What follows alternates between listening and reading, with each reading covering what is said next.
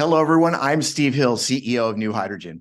Today, we're getting into the latest hydrogen news, including hydrogen's trillion-dollar problem, addressing the claim that green hydrogen is the oil of the 21st century, a hydrogen plant on the moon, and one more thing you definitely don't want to miss. So let's get into it. First up, Reuters reports hydrogen adoption will cost more than $1 trillion, mainly in costs to develop hydrogen infrastructure needed to transition to hydrogen fuel. European governments have committed significant funds, and there's optimism about combining hydrogen with carbon capture for the energy transition. And that's a great intermediary step. But what if we could produce hydrogen locally, anywhere there's heat and water? What if it could be green and cheap? More on that later.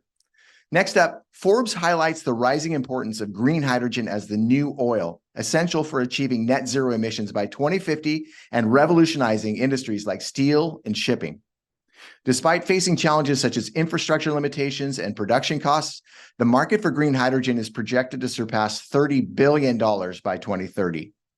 The critical task at hand is to transform from environmentally harmful gray hydrogen to sustainable green hydrogen, thus reducing CO2 emissions significantly.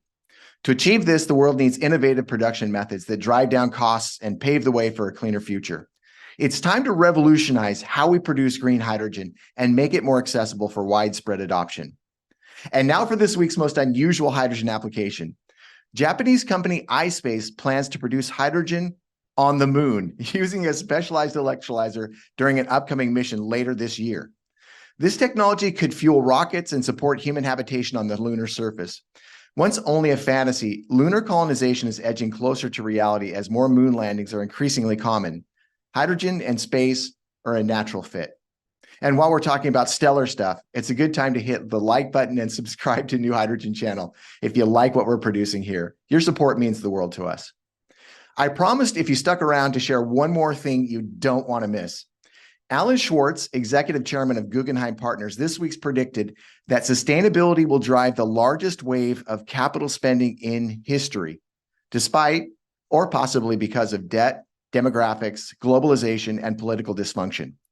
If you didn't know, Guggenheim Partners is a major investment firm overseeing hundreds of billions of dollars in assets under Alan Schwartz's leadership.